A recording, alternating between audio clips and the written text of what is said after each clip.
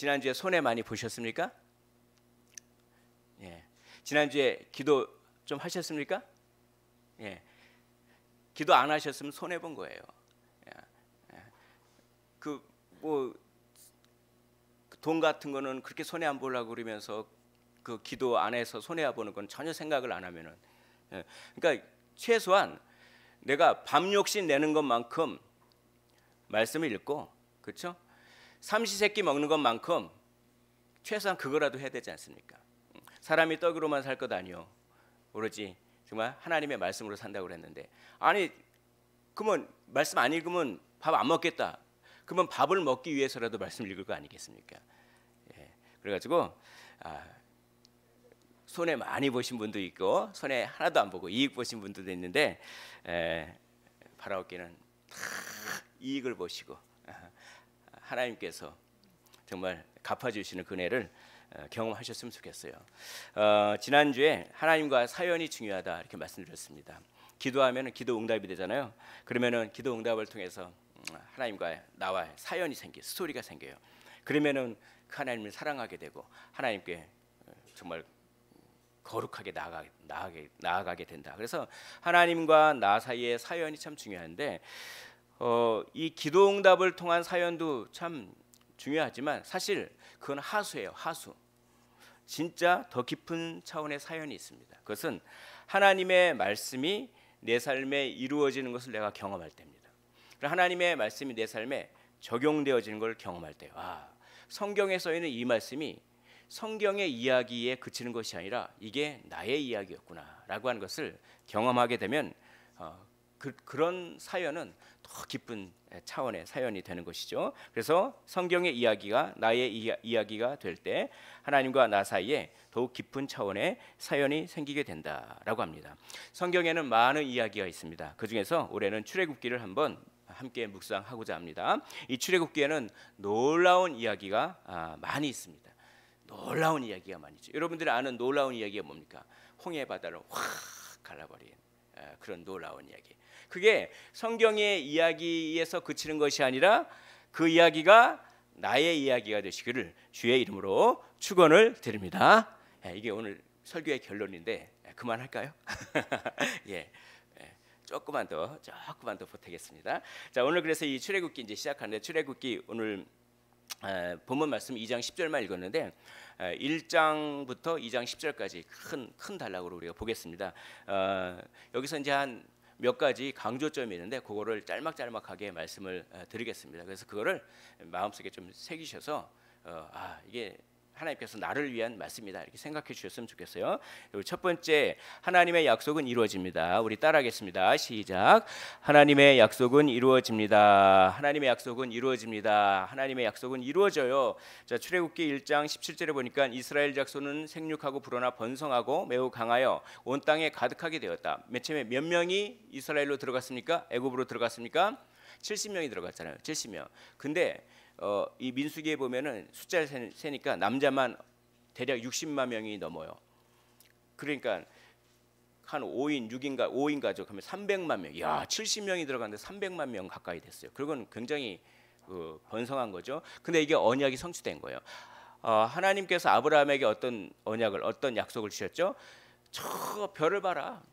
저 별이 엄청나게 많지 않냐? 저 바다의 모래를 봐라. 저 모래가 엄청나게 많지 않냐? 내가 너에게 그렇게 많은 자손을 허락하겠다. 근데 웬걸요? 아브라함이 살아생전에는 이렇게 그 모래 그게 아니라 겨우 한 명 낳잖아요. 겨우 한 명. 백세대에서. 그 약속이 안 이루어진 것 같지만 하나님의 약속은 점점 결국 이루어지잖아요. 결국 이루어집니다. 하나님의 약속은 우리의 눈에 보기에는 더디 이루어질 때가 있을지 모르겠지만 반드시 이루어진다라고 하는 것을 우리가 교훈을 얻습니다. 이게 성경의 이야기에 그치는 것이 아니라 나의 이야기가 되시기를 다시 한번 주의 이름으로 축원을 드립니다. 하나님께서 여러분들에게 하신, 여기 계신 모든 분들에게 하신 그 많은 약속이 있어요. 그 약속 중에 저는 이 약속이 굉장히 요약적이다 생각합니다. 로마서 8장 28절, 하나님을 사랑하는 자, 그 뜻대로 부르심을 입은 자들에게 모든 것이 합력하여 선을 이루느니라. 아멘. 이 말씀을 경험하셨으면 좋겠습니다. 그 말씀이 나의 이야기가 되었으면 좋겠습니다. 이렇게 하나님의 약속이 반드시 이루어진다라고 하는 것은 그게 하나님 그것을 우리가 믿을 때 고난에 대한 태도가 바뀌게 되는 거죠. 그래서 고난이 우리의 유익을 위한 도구로 사용된다. 이걸 깨닫게 되는 거예요. 그래서 욥기 23장 10절에 이렇게 말씀하지 않습니까? 나의 길을 그가 아시나니, 그렇죠? 그가 나를 단련하신 후에 내가 정금과 같이 나오리라. 고난을 그렇게, 그건 뭐냐면 하나님의 약속이 반드시 이루어진다고 하는 것을 믿으면 그렇게 되는 거예요. 내가 지금 어렵고 고난이 있지만 그것마저도 나의 유익이 돼서 내가 정금과 같이 된다라고 하는 것이죠. 고난은 그리스도인의 고난과 비그리스도인의 고난은 완전히 달라요. 차원이 다릅니다. 그리스도의 고난은 우리를 훈련시키기 위한 영적인 도구이죠. 그러나 비그리스도인의 고난은 징계, 심판의 일환입니다. 그게 완전히 다른 겁니다. 그래서 하나님의 약속은 반드시 이루어지니 힘을 내시기를 주의 이름으로 축원을 드립니다. 두 번째, 악한 세력은 끊임없이 방해합니다. 한번 읽어볼까요? 시작. 악한 세력은 끊임없이 방해합니다. 하나님의 약속은 이루어지지만 하나님의 약속을 이루어지지 못하도록 그렇게 악한 세력이 얼마나 끊임없이 방해하는지 모르겠어요. 그러니까 악한 세력은 항상 방해해요. 그래서 우는 사자와 같이 삼킬 자를 찾는다. 그렇죠. 배고픈 사자를 보니까 그 사냥에서 먹이를 먹을 때까지 포기하지 않더라고요. 정말 그래. 사탄이 그렇죠. 그렇게 끊임없이 방해합니다. 끊임없이 하나님을 찬양하지 못하도록 하고 불평하도록 하고 예배드리지 못하도록 하고 세상에 빠지도록 하고 하나님과 이렇게 멀어지게 하는, 끊임없이 방해하는데 우리가 이걸 분별하고 이거는 사탄의 방해구나. 내가 주님을 의지해야겠지. 이렇게 이제 정신 차리라고 하는 겁니다. 깨어 근신하며 정신을 차리라. 깨어 어떻게 합니까? 정신 차리시기를 원합니다. 정신 차리세요. 이렇게 어느 그 부흥 강사님, 제가 어렸을 때 부흥하는데 갑자기 그 목사님이 그냥 은혜를 받으셨는지 설교하시다가 정신 차리세요라고 그러는데 그게 어렸을 때 들은 말인데 그게 아직도 기억나네요. 진짜 그래요. 우리 주님이 이렇게 말씀하십니다. 지금 시대가 악하잖아요. 정신을 차려야 돼요. 악한 세력은 끊임없이 방해하니까. 여기 그 얼마나 방해하는지 이거를 이제 시간 관계상 제가 줄여봤습니다. 이 이야기는 잘 아시죠? 출애굽기 1장 8절에 보니까 요셉을 알지 못하는 왕이 그렇게 일어났다. 요셉이 애굽의 국무총리였잖아요. 그래서 요셉이 있을 때는 그 요셉 위 있을 때는 그 애굽 왕이 이스라엘 백성들하고 되게 우호적이었겠죠. 그런데 이제 요셉을 알지 못하는 왕이 새로 일어났다. 이게 이집트 역사를 보면요, 왕조가 막 엄청 많이 바뀌어요. 뭐 매당조, 10왕조 막 그렇게 1왕조, 2왕조, 3왕조 막 있는데 그때 당시에 이렇게 한번 이렇게 정권이 바뀌었어요. 요 출애굽기 하던 때. 그래서 요셉을 알지 못하던 왕이 일어나서 벌써 이제 갈등이 일어날 생각이 들죠. 그래서 딱 보니까 이스라엘 사람들이 인구가 너무나 많이 나니까 세력이 크게 되니까 이 반란을 일으키면 어떡하지? 반란 세력이 되면 안 되겠다라고 하면서 우려를 한 거죠. 그래서 인구 억제 정책을 핍니다. 그래서 어떻게 합니까? 노동을 엄청 시켜요. 출애굽기 1장 11절에 보니까 노동을 시킵니다. 그럼 일을 많이 시키면 임신을 잘 안 하겠지. 그리고 그것도 모자라서 중노동을 시킵니다. 출애굽기 1장 14절에 보면 뭐 벽을 이기고 막 그죠, 중노동을 시키는, 좀 속된 말로 생 노가다를 시키는 거죠. 그러면 힘이 들으니까 임신을 못 하겠지. 그것도 모자라서 출애굽기 1장 17절에 보면 죽이라고 그래요. 히브리 산파한테 명령을 내는데 네가 그 아이들 낳는 걸 도우러 갈 때 만약에 아들이면 죽여라, 그렇게 명령을 해요. 아니 그것도 모자라 가지고 이제 산파뿐만 아니라 모든 백성에게 아들을 낳으면 다 죽이라. 그렇죠. 이렇게 뭡니까? 방해하는 세력은 지칠 줄 모르고 포기할 줄 모르고 계속해서 방해한다. 이걸 우리가 알라는 거예요. 여러분, 제가 한번 질문을 해보겠습니다. 세상에서 가장 짧은 시가 혹시 아시나요? 세상에서 가장 짧은 시. 그 시가 있는데요. 그 시의 제목이 스네이크, 뱀입니다. 뱀. 한 단어입니다. long, 그리고 길다. 이거 뭐 이 정도면 그런 식이면 저도 시를 많이 읽겠습니다. 어떻게 김승덕 잘생겼다 뭐 이런 식으로 뭐 그러면서 뭐 장난하는 것도 아니고 뭐 이렇게 뱀 길다 뭐 그 시가 나도 쓰겠다 막 근데 참 그 옛날 생각이 나더라고요. 옛날에 제 고등학교 때 이제 그 백일장 같은 거 하고 시를 딱 쓰는데 우리 선생님이 딱 와가지고 너희들 시를 쓰는데 장난으로 쓰지 마라 그러면서 장난으로 시를 쓰면 혼난다는 거를 예화를 쓰는데 어떤 아이가 있었는데 어떤 아이가 시를 장난으로 쓰다가 막 혼냈답니다. 그러면서 너희들 장난으로 시를 쓰지 말라고 그래서 시를 쓰도록 해놨더니까 시 제목이 이렇게 썼다면 시 제목이 똥이에요. 똥인데 첫 줄이 김이 모락모락 딱 써요. 근데 그 김이 모락모락 딱 썼는데 그 선생님이 그걸 딱 보고 얘가 시를 장난으로 쓴 줄 알고 막 혼냈답니다. 그러니까 이렇게 장난으로 쓰지 말라 막 그런 기억이 막 나네요. 근데 갑자기 저한테 이런 생각이 그 똥이라고 하는 시를 나는 그러면 어떻게 쓸까 딱 생각하니까 여러분 똥이라고 하는 시를 쓸 때 어떻게 쓰시겠습니까? 갑자기 생각이 났어요. 똥 먹음직스럽다. 아니 이상하다. 똥이 먹음직스럽다니 장난하는 거요? 누가 이렇게 물으면 저는 이렇게 대답할 겁니다. 저는요 똥개의 입장에서 시를 쓴 겁니다. 똥개의 입장에서는 똥이 참 먹음직스럽지 않겠습니까? 막 그러면서 제가 왜 그제 쓸데없는 얘기를 많이 하는 것 같죠? 여기 다 의도가 있습니다. 인간이 생각이 그렇다는 거예요.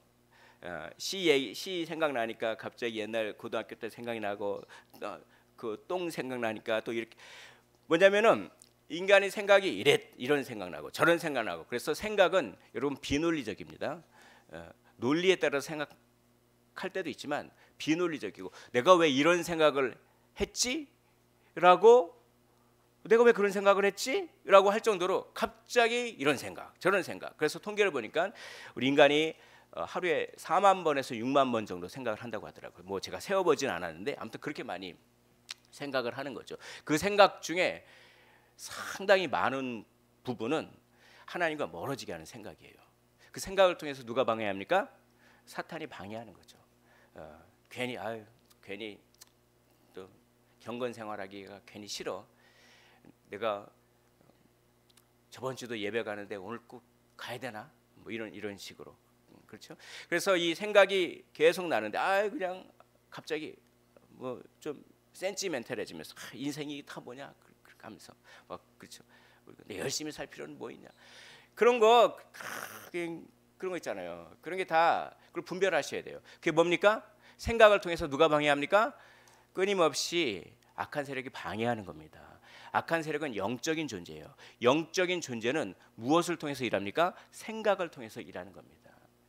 성령도 우리의 생각을 통해서 일하세요. 거룩한 생각을 통해서. 그러나 악한 영도 우리의 생각을 통해서 일하시는 거죠. 그래서 그 악한 세력은 끊임없이 도전합니다. 악한 세력은 끊임없이 방해해요. 오늘 이 노동을 시키고 중노동을 시키고 아들을 죽이라고 명령하고 또 아들을 죽이라고 명령하고 하듯이 그렇게 끊임없이 방해를 한다라고 하는 것을 우리가 기억하셨으면 좋겠습니다. 인생 바람 잘 날 없다. 이런 말씀 많이 들어보셨죠? 바람 잘 날 없다. 그러니까 문제가 참 많잖아요. 지금 현재 그 여러분들이 가지고 계시는 문제는 무엇입니까? 그러면 그 문제가 있으면 그게 해결될 날만 기다려요. 그럼 그게 해결되잖아요. 그게 해결되면 문제가 없어집니까? 또 다른 문제가 생기죠. 그 또 다른 문제가 생기면 그거 해결될 날만 기다려요. 그러면 그거 해결되면 또 다른 문제가 없습니까? 또 다른 문제가 생기죠. 그래서 문제가 다 없어질 쯤 되면 그때는 몸이 아파오기 시작합니다. 몸이 쇠약해지기 시작하죠. 그래가지고 이제는 죽음이 기다리고 있구나. 이게 인생 아니겠습니까? 그렇게 계속해서 문제가 있고 어려움이 있고 고난이 있는 거예요. 그것을 통해서 악한 세력은 계속해서 우리가 하나님에 대한 신앙을 버리고 그것을 포기하도록 계속 요구하고 제안합니다. 욥의 아내가 그랬죠. 하나님을 저주하고 죽어라. 그렇죠? 그 제안을 우리가 받아들이는 것이 아니라 물리치고 우리가 나가야 된다라고 하는 것입니다. 왜 그렇게 악한 세력은 방해를 합니까? 이것 때문에 그래요. 우리 창세기 3장 15절 우리 화면을 보면서 한번 읽어보도록 하시겠습니다. 자, 시작. 내가 너로 여자와 원수가 되게 하고 내 후손도 여자의 후손과 원수가 되게 하리니 여자의 후손은 내 머리를 상하게 할 것이요 너는 그의 발꿈치를 상하게 할 것이니라 하시고 후손. 내가 너로 여자와 너가 뭡니까? 내가 너로 할 때 너는 누굽니까? 누가 아니에요? 뱀이죠. 뱀에게 하나님께서 말씀하신 거예요. 뱀아, 뱀, 너는 내가 여자와 원수가 되게 하겠다. 그리고 너의 후손, 뱀의 후손은 악한 세력을 추종하는 사람들. 이렇게 말하면 좀 그렇지만 예수님을 믿지 않는 모든 사람들입니다. 사실은 이 뱀의 후손도 여자의 후손, 우리 성도들이죠. 후손과 원수가 되게 하려니 여자의 후손 예수 그리스도죠. 우리 성도도 되지만 여자의 후손은 내 머리, 뱀의 머리를 상하게 할 것이요. 너는 뱀은 그의 발꿈치, 여자의 후손의 발꿈치, 예수님의 발꿈치를 상하게 할 것이니라. 이게 창세기 3장 15절에 나와 있는 약속이에요. 이 약속을 못 이루어지게 하는 겁니다. 후손이 태어나지 않으면, 여자의 후손이 태어나지만 않으면 뱀의 머리가 상할 일이 없거든요. 그러니까 뭡니까? 여자의 후손을 태어나지 않도록 하는 겁니다. 그러기 위해서 이렇게 방해를 하는 거죠. 우리를 구원 못 받게 하려고 방해를 하는 것입니다. 우리가 신앙을 끝까지 지켜야겠습니다.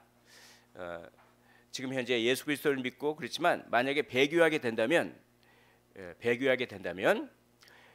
내가 예수님을 처음부터 안 믿은 것이었던 거예요. 스스로 속았던 겁니다. 그러므로 끝까지 배교하지 마시고 구원을 지켜내셨으면 좋겠습니다. 자, 세 번째, 그러나 하나님은 일하십니다. 악한 세력은 끊임없이 방해하지만 하나님은 일하시는 거죠. 자, 하나님은 일하십니다. 우리 따라하겠습니다. 시작. 하나님은 일하십니다. 하나님은 일하세요. 자, 출애굽기 1장 12절에 보니까 그러나라고 되어 있습니다. 그러나입니다. 그러나 아무리 사탄이 방해를 해도, 아무리 애굽 왕이 방해를 해도 뭐라고 되어 있죠? 그러나. 이 그러나의 은혜가 여기 계신 모든 분들께 있으시기를 주의 이름으로 축원을 드립니다. 아무리 고난이 오고 아무리 우리를 넘어뜨리려고 해도 그러나입니다. 그러나를 기억하셨으면 좋겠습니다. 학대를 받으면 받을수록 더욱 번성해진대요. 일을 시키고 중노동을 시키면 그 임신을 못할 줄 알았더니 오히려 더 번성해져 간대요. 하나님이 일하시는 거죠. 그러니까 애굽 사람들이 아니 이게 무슨 일이야 라고 하면서 더 근심해지는 것이죠. 그리고 출애굽기 1장 20절에 보니까 하나님이 그 산파들에게 은혜를 베푸시니 그 백성은 번성하고 매우 강해지니라. 방해를 하면 할수록 오히려 더욱 번성해지고 더 매우 강해지는 하나님이 일하신다라고 하는 것입니다. 하나님의 일하심이 가장 잘 드러난, 가장 정말 드라마틱하게 드러난 장면이 있어요. 그게 뭐냐면 모세가 물에서 건져내는 장면이죠. 이제 아들을 낳으면 다 죽이라고 했는데 차마 아들을 죽일 수 없고 하니까 석 달 동안 숨겼잖아요. 석 달 동안 숨겼는데 더 이상 이제 감추지를 못하겠죠. 아유 막 울고 하니까 소문이 나면 와서 뭐 죽이고 그럴 때니까. 그러니까 뭡니까? 이제 갈대 상자에다가 탁 싸서 그냥 나일강에 어떻게 합니까? 떠내 이렇게 보내는 거잖아요. 참 그 심정이 참 자기 아이들 떠내 보내는 심정이 참 너무나 슬펐겠죠. 그렇게 떠내 보내는데 어떻게 합니까? 그 누구를 만나게 하세요? 하나님께서 그 바로의 딸을 만나게 하시잖아요. 바로의 딸을 만나게 하시는데 바로의 딸을 만나게 하실 뿐만 아니라 출애굽기 2장 6절에 보니까 그가 그를 불쌍히 여겨라고 합니다. 그가 그를 어떻게 여기냐? 불쌍히 여겨. 그러니까 바로의 딸 입장에서는 아니 이 히브리 아이가 있네. 이 히브리 아이, 우리 아버지의 정책은 뭐냐? 히브리 아이, 특별히 남자 아이면 다 죽이라고 하는 것이 우리 아버지의 정책인데 아니 히브리 아이가 있네. 당장 그 아이를 죽여라라고 할 수 있지 않겠습니까? 그게 더 상식적인 것 아니겠습니까? 근데 하나님께서 그 순간 굉장히 불쌍히 여기는 마음. 야, 이 아이가 이거 참 누가 이 아이를 버렸는데 너무나 불쌍하다. 그래서 막 불쌍히 여기는 마음을 막 준 겁니다. 그건 하나님의 일하심이죠. 하나님께서는 마음을 만져주시는 분이에요. 하나님께서는 정말 인간의 마음을 만지십니다. 그러므로 우리가 기도해야겠습니다. 하나님, 나의 마음을 만져 주옵소서. 내가 감정에 사로잡히지 않도록 만져 주옵소서. 또 어떻게 기도해야 될까요? 하나님, 저분의 마음을 만져 주옵소서. 저분이 하나님을 사랑하게 하옵소서. 이렇게 우리 인간의 마음을 하나님께서 만지신다, 하나님께서 일하신다라고 하는 것을 우리가 믿으면서 우리가 나의 마음을 만져달라고, 다른 영혼의 마음을 만져달라고 우리가 끊임없이 기도해야겠습니다. 그렇게 일하시는 거예요. 불쌍히 여기서. 그래서 이제 건져내진 거죠. 그래서 이렇게 말하는 거예요. 출애굽기 2장 10절에 보니까 그 아기가 자라매 바로의 딸에게로 데려가니 그가 그의 아들이 되니라라고 하면서 그가 그의 이름을 모세라 하여, 그 바로의 딸이 그의 이름을 모세라고 짓습니다. 이르되, 그 다음에 이렇게 되어 있습니다. 이는 내가 그를 물에서 건져내었음이라 라고 했죠. 이는 내가 그를 물에서 건져내었음이라. 이게 누가 한 말이죠? 이게 바로의 딸이 한 말이잖아요. 내가 그를 물에서 건져내었다. 이게 바로의 딸이 한 말이잖아요. 그런데 이거는 사실 바로의 딸이 한 말이 아니에요. 누가 한 말입니까? 하나님이 하신 말이죠. 하나님이 바로의 딸의 입을 빌려서 하신 말씀입니다. 내가 건져내었다. 한번 따라해 볼까요? 내가 건져내었다. 시작. 내가 건져내었다. 하나님께서는 지금 우리에게 말씀하십니다. 내가 너희를 건져내었다. 어디에서요? 죽음에서요. 우리는 건짐받은 자임을 정말 믿으시고 하나님을 찬양해야겠습니다. 모세라고 하는 이름의 뜻은 다 아시죠? 모세라고 하는 이름의 뜻이 뭡니까? 정확한 뜻은 아니지만 그걸 건져냈다. 뭔가 건져내졌다. 물에서부터 들어 올려졌다. 건져내졌다. 이게 이제 모세라고 하는 뜻이에요. 그러니까 하나님께서는 모세를 어떻게 하셨습니까? 모세를 모세하셨어요. 그러니까 하나님께서는 모세를 건져내셨다고요. 근데 하나님은 모세를 모세하셨을 뿐만 아니라 모세를 통해 이스라엘을 모세하셨어요.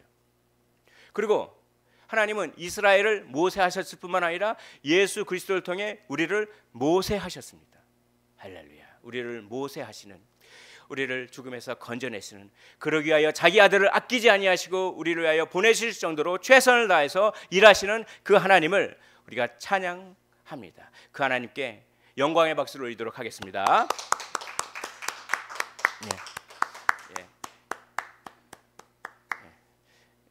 박수 소리에 좀 깨셨죠? 예, 좋습니다. 여러분들은 눈을 감고도 은혜를 받는 그런 능력이 있는 것 같더라고요. 근데 이제 설교 뭐 들으냐고 물어보면 기억은 안 나는데 은혜는 받았어요. 아무튼 자, 좋습니다. 여기서 이제 예수님께서 우리를 모세하기 위해서, 우리를 불에서 들어 올리시기 위해서 무엇을 하셨냐? 본인이 들어 올려지셨어요. 이 언어 유희를 성경에서는 많이 씁니다. 십자가가 굉장히 커요. 십자가가 굉장히 크잖아요. 그래서 십자가를 먼저 이렇게 세워놓고 그 사람을 이렇게 올려놓고 못 박지 그렇게 못해요. 어떻게 합니까? 십자가를 땅에다 딱 해놓고 못을 박아요. 그런 다음에 어떻게 합니까? 못을 다 박은 다음에 싹 들어 올려요. 그래서 예수님은 자기를 들리신다 이렇게 표현했어요. 예수님이 들리신다. 내가 들려야 될 때가 오느니라. 이게 뭡니까? 딱 들려야 될 때, 십자가에 못 박을 때가 온다. 그런 얘기죠. 여기 이런 말이 있어요. 자, 요한복음 3장 14절 말씀 우리 화면 보면서 읽어보도록 하시겠습니다. 자, 시작. 모세가 광야에서 뱀을 든 것 같이 인자도 들려야 하리니. 인자도 쫙 들려야 하리니. 그렇죠? 또 요한복음 12장 32절 한 목소리로 읽겠습니다. 시작. 내가 땅에서 들리면 모든 사람을 내게로 이끌겠노라 하시니. 내가 땅에서 들리면 모든 사람을 내게로 이끌겠노라 라고 하면서 하늘의 밀이 땅에 떨어져서 죽으면 많은 열매를 맺느니라 라고 하는 이 문맥에 있는 것입니다. 그러니까 이거 보면 감동이 물려오는 거죠. 예수님은 우리를 물에서 죽음에서 들어올리게 하기 위해서 본인이 땅에서 들리신 것입니다. 할렐루야. 감동이 참 저는 밀려왔는데 이렇게 구약이나 신약에서 쓰는 이 언어 유희 같아가 잘 아시면요, 굉장히 그 성경인데 도움이 돼요. 하나님 예수님께서 들리셨구나. 우리를 들어 올리시기 위해서 정말 예수님께서 들리셨구나라고 하는 그게 참 마음에 와닿고, 그만큼 하나님은 예수님은 열심히 일하신다. 자기 아들을 아끼지 아니할 정도로 그렇게 열심히 일하신다라고 하는 것입니다.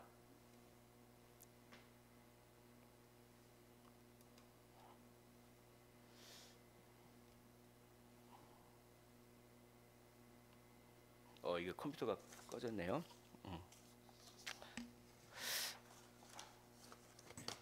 자, 그러면은 그 화면을 좀 바꿔주세요. 그 말씀으로.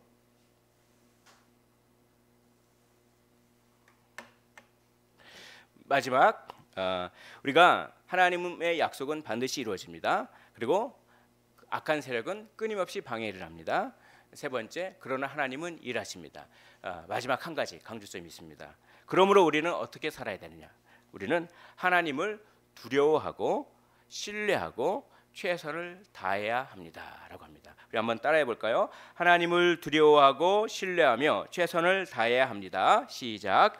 하나님을 두려워하고 신뢰하며 최선을 다해야 합니다라고 합니다. 악한 세력은 끊임없이 우리를 공격하고 하나님에게서 멀어지게 하지만 하나님은 우리를 위해 일하시기 때문에 우리도 최선을 다해야 하는 것이죠. 하나님이 최선을 다해서 일하시기 때문에 우리도 최선을 다해서 일하여야 하는 것입니다. 출애굽기 1장 17절을 보면 히브리 3파가 이렇게 나와 있어요. 우리 성경책을 한번 보실까요? 출애굽기 1장 17절을 한번 보겠습니다. 1장 17절. 자, 한번 보겠습니다. 자, 따라 읽겠습니다. 같이 읽겠습니다. 시작. 그러나 산파들이 하나님을 두려워하여 애굽 왕의 명령을 어기고 남자 아기들을 살린지라. 아멘. 그렇죠? 우리가 하나님을 어떻게 해야 되나요? 두려워해야 되는 것입니다. 하나님을 두려워한다는 것은 애굽 왕의 명령을 거역하는 겁니다. 하나님을 두려워할 줄 알아야 돼요. 우리가 사람을 두려워하는 것이 아니라, 사장을 두려워하는 것이 아니라, 직장 상사를 두려워하는 것이 아니라 누구를요? 하나님을 두려워해야 되는 것입니다. 왜냐하면 하나님이 우리를 위해서 일하시고 우리의 구원주이시기 때문에 그래요. 그러니까 술 안 마신다고 막 뭐라고 그러고, 그래가지고 술 안 마신다고 너는 일은 잘하지만 그 진급은 하긴 힘들 것 같다. 그런 소리 듣고 막 그래도 일단 이 술이라고 하는 것 자체가 술을 먹는다고 구원을 못 받느냐 그런 건 아니잖아요. 그래서 그런 건 아니에요. 그러나 술 같은 거는 경건에 유익이 되기 때문에 하나님은 우리가 경건하면 경건할수록 기뻐하세요. 그러니까 하나님 기쁘시게 하기 위해서 술을 안 먹는 거죠. 그게 술을 먹는 게 구원에 그런 거는 아니에요. 그래서 그 직장에서 내가 그리스도인이라고 하는 티를 확실히 내야 되는데 두려워하잖아요. 사실 두려워해가지고 본인이 그리스도인이라는 거 나타내지도 않고, 그렇죠? 식기도도 안 하고, 그리고 나중에 보면 본인이 다 교회 다닌대.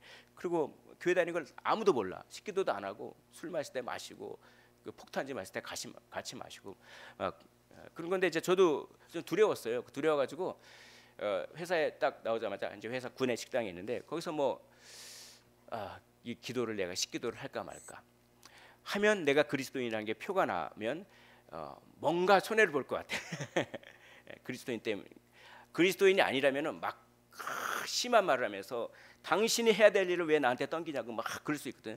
근데 그리스도인이라면 심한 말을 못 하니까 순간적으로 계산에 들어가는데 에라 모르게 식기도를 해버렸어요 그냥. 근데 굉장히 짧게 했습니다. 왜 이렇게 부끄러운지 모르겠어요.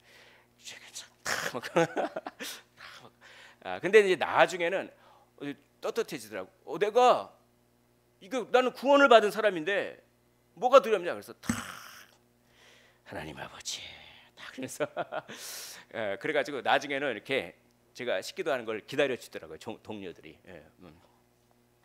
그래가지고 술 마시라고 했는데 막 피해 다녔어요. 맨 처음에 저는 교회 다녀서 술을 마신다고 못 마신다고 그런 얘기를 좀 입에 안 나오더라고요. 좀 약간 두렵기도 하고 왜 두려운지는 모르겠는데, 그래서 소극적인 형태로 술 마실 때 좀 화장실 가서 피해 있다가 막 그렇게 거의 한 몇 년을 그렇게 하다가 용기가 없어서 그러다가 어느 때 순간 야 네가 꿀릴 게 뭐가 있냐? 이거는 너의 어떤 신념인데 세상 사람들도 이 데모하는 사람들도 무슨 뭐 이거 자기 신념 때문에 그러는데 그래가지고 저는요 교회를 다녀가지고 술은 못 먹겠습니다. 그러니까 그 말을 하잖아요. 그래, 야 너는 참 일은 잘하는데 뭐 술 마셔가지고 야 술을 마셔야지 그 사람들하고 어울리고 사업하고 뭐 어디 저기 하청업체 가서도 뭐 회의할 때도 마음도 풀어주고 근데 너한테 일을 맡기겠냐 막 그러면서 막 그랬잖아요.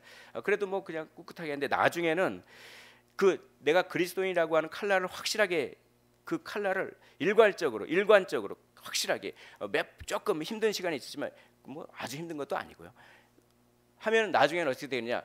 되게 제가 술을 안 마시는 게 되게 좋아하더라고요. 왜입니까? 제가 이제 운전을 해주잖아요. 대리 운전비 아끼니까 운전을 해주고 그리고 너는 뭐 진급하지 못할 것이다. 나중에 보니까요, 제가 신학한다고 나올 때 보니까요, 그렇게 말했던 분이 저한테 인사고과를 제일 많이 줬습니다. 우리가 사실 이 교회 안에서 거룩하고 뭐 그거보다는 이 삶에 들어가 가지고 세상 삶에 들어가서 내가 그리스도인인지를 나타내십니까? 이게 정말 문제예요. 이게 여기서 뭐 찬양하고 뭐 그래가지고 구역 모임 같은 거 뭐 그래서 맥주집에서 뭐 안수 집사다 뭐 장로들이라 그런 거 많이 있잖아요. 다 아시잖아요, 사실. 그런데 이제 술에 대한 요구가 있습니다. 그러면 술 마신 사람 막 왜 술 정지하는 거는 정지하지는 마십시오. 왜냐면은 또 예의상 한두 잔 마셔주고 너무 이게 또 심령이 약해서 그럴 수도 있어요. 근데 그거 가지고 너무 또 왜냐면 그럴 필요는 없어요. 그 대신 그분의 신앙이 어떻게 합니까? 자라나길 기다려요. 신앙이 자라나서 그분이 담대함을 가지고 그렇게 할 수 있도록 해야지. 그거 가지고 왜 술 마셨냐 정죄하고 그것도 문제예요. 그것도 정죄의 영이 있는 게. 그래서 우리는 한쪽으로는 형식주의를 배격해야 됩니다. 그러나 한쪽으로는 자유주의를 배격해야 돼요. 그 좌로나 우로나 치우치지 말고, 그렇죠? 바리새인의 길로 가지 말고 사두개인의 길로 가지도 말고 정말 복음의 길로 우리가 가야 되는 거죠.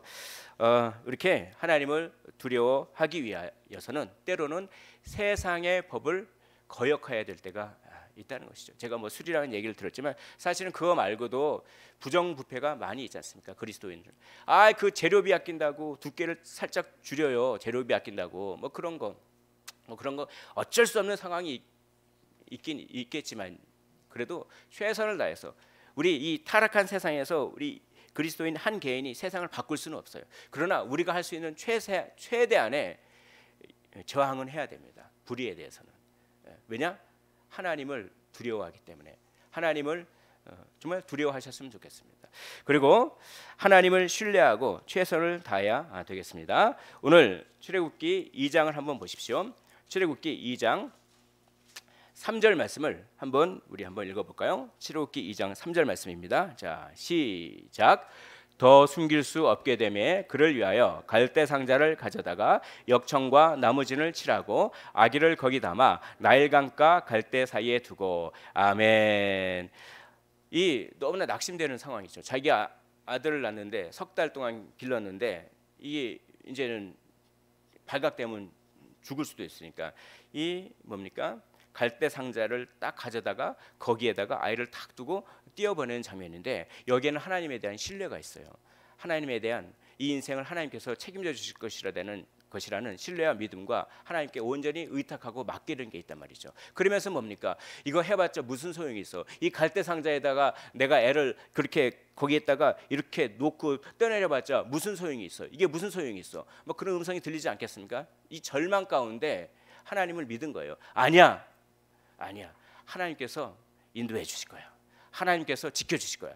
이런 신뢰하는 믿음이 있다면 최선을 다합니다. 그래. 그러면 갈대 상자에다가 탁 갈대 상자를 잘 만들어 가지고 이 아이를 넣고 거기다가 역청과 나무지는 왜 바릅니까? 그게 방수제예요. 방수제. 예. 그러니까 오늘날로 말하면 폴리우레탄이란 말이죠. 이 방수제를 탁 바르면서 아니 이거 발라봤자 뭐해? 좀 있으면 곧 좀 있으면 다 죽을 건데 하며 절망해가지고 막 그렇지 않고 할 수 있는 최선을 다하는 거예요. 방수제도 쫙 바르고 말이죠. 이걸 믿음이라고 하는 거예요. 이걸 믿음. 그래서 탁 놓고 이 아이의 인생을 누구께 맡긴다? 주님께 맡깁니다. 이게 믿음입니다. 예, 이게 믿음. 우리가 사탄이 우리를 절망의 늪으로 만들어서 아무것도 안 하게 하잖아요. 제가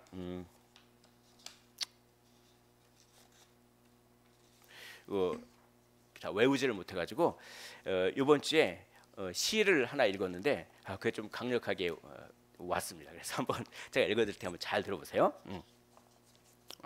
밥이라고 하는 시입니다. 밥. 자, 외로워서 밥을 많이 먹는다던 너에게, 권태로워서 잠을 많이 잔다던 너에게, 슬퍼서 많이 운다던 너에게 나는 쓴다.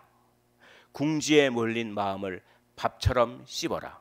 어차피 삶은 너가 소화해야 할 것이니까. 이게 굉장히 강력하게 나와요. 우리가 절망에 빠져서 밥이라도 먹자, 그래가지고 잠이라도 자자, 막 그러면서 아무것도 안 하려고 하고 회피하려고 하고, 그런 너에게 나는 쓴다. 너의 마음을 밥처럼 씹어라. 그리고 소화시켜라. 누가 대신 내 인생을 살아주지 않는다는 얘기입니다. 이러면서 강력 소름이 들었어요. 와, 이 세상 사람들도 이렇게 열심히 사는구나, 이렇게 치열하게 사는구나. 근데 우리는 정말 예수 믿는다고 하면서도, 우리는 영생을 받았고 영원한 삶이 있다고 하면서도 뭐 그렇게 좌절해가지고 열심히 못 사느냐.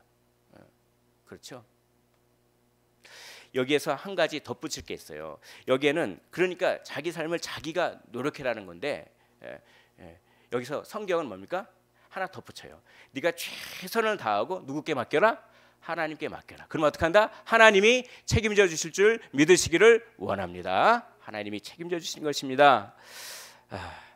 그래서 정말 이 절망적인 상황 속에서도 갈대 상자를 탁 가져다가 최선을 다하는 모습. 성령님께서 저에게 질문을 하시더라고요. 너는 최선을 다하고 있냐? 혹시 상황이 절망스럽다고 포기하려고 하는 마음이 들지는 않느냐? 그 질문이 저에게 주셨지만 여기 계신 모든 분들께 성령께서 하시는 질문이라고 저는 생각이 들었습니다. 절망적인 상황 속에서 갈대 상자를 가져와 본 경험이 있으십니까? 하나님을 신뢰하기 때문에 포기하려는 마음을 거두고 역청과 나무진을 칠하고 계십니까? 만약 최선을 다해서 우리의 삶을 하나님께 맡기고 계신다면, 만약 그렇다면 모세 어머니의 이야기는 나의 이야기가 되는 것이죠. 우리가 회개하고 예수를 믿어서 구원에 대한 확신이 있으십니까? 만일 그렇다면 죽음에서 건져내어진 모세의 이야기는 나의 이야기가 되는 것이죠. 하나님과의 깊은 사연이 쌓이는 것입니다. 말씀을 정리하도록 하겠습니다. 하나님은 최선을 다해서 일하십니다. 그리고 약속을 반드시 이루십니다. 그러므로 우리도 하나님을 두려워하시기를 원합니다. 신뢰하시기를 원합니다. 그런 가운데 최선을 다하시기를 원합니다. 나무진과 역청을 바르십시오. 그러면 모세의 이야기가 나의 이야기가 되고 모세 어머니의 이야기가 나의 이야기가 되어 건지시는 하나님을 경험하게 될 줄 믿습니다.